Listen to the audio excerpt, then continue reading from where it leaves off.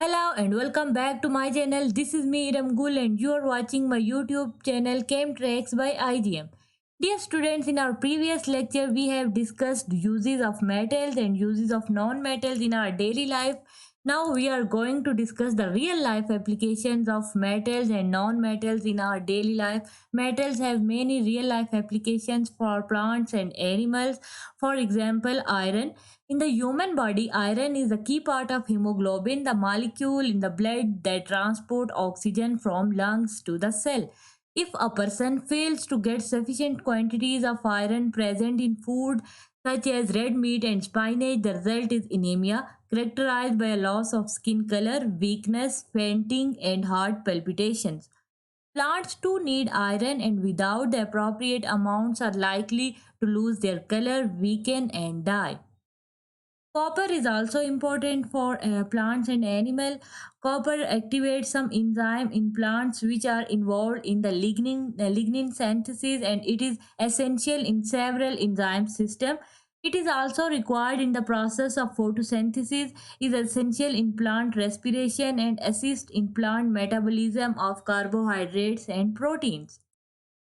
Aluminium is another metal. It provides great health benefit by providing a safe barrier to bacteria and contamination in food preservation. Also, aluminium compound increase the effects in vaccines and medicines, and aluminium sulfates are used to purify water. Chromium is an important metal. The trivalent form of chromium ion is considered as an essential nutrient in human for insulin, sugar, and lipid metabolism. Similarly, zinc is found in cells throughout the body. It is needed for the body's defensive or immune system to properly work. It plays a role in cell division, cell growth, wound healing, and the breakdown of carbohydrates. Zinc is also needed for the senses of smell and taste. Similarly, non-metals have also very important role in real life applications for plants and animals. For example, carbon. Carbon makes up most of the life on this planet. It is in our cells. It also likes to merge with oxygen to create carbon dioxide, which you exhale when you breathe, and it is produced in large quantities by things like car engines and industrial factories.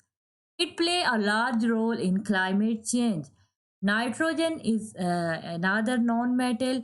Take a deep breath. That's mostly nitrogen that you are breathing because the Earth's atmosphere is made up of almost 78% of the nitrogen gas, with the rest of being oxygen and other trace elements that are non-metals and metals sometime also.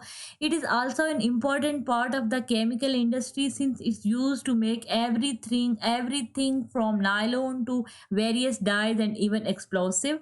Nitrogen also bonds with hydrogen to make ammonia, which you may have in your kitchen or laundry room for cleaning. Phosphorus comes in assorted colors. If you have used a strike on the box match, you have used red phosphorus. If you have used a flare, you have used white phosphorus. This incidentally non-metal is also used to make fertilizers and used during steel smelting. It can also be found in clothing detergent, but this is the starting to be phased out because the element makes its way into the water supply and encourage the unhealthy algae growth. Oxygen is in every breath you take. Roughly 21% of the atmosphere is made up of oxygen. Paired with hydrogen, it also makes up water that you drink. You can use it to provide oxyacetylene, cutting thoughts, and make a variety of different products. In high concentration, oxygen is flammable, and in its supercooled liquid form, it is used as a rocket fuel. Sulfur, if you have ever heard anyone talking about the fire and brimstone, they are probably talking about the sulfur. It smells like rotten eggs and appears in everything from gunpowder and match to fireworks. It also present in natural gas, giving the fuel its distinct color. Selenium is a non-metal. You may not realize it, but if you enjoy whole grain seafood and sunflower seeds, then you have been eating selenium. It is an element that the body doesn't produce, but it is the necessary to make your thyroid and immune systems function. So these are some uses of metals and non-metals are real life applications of non-metals and metals in plant and animal life. This is all about from my side.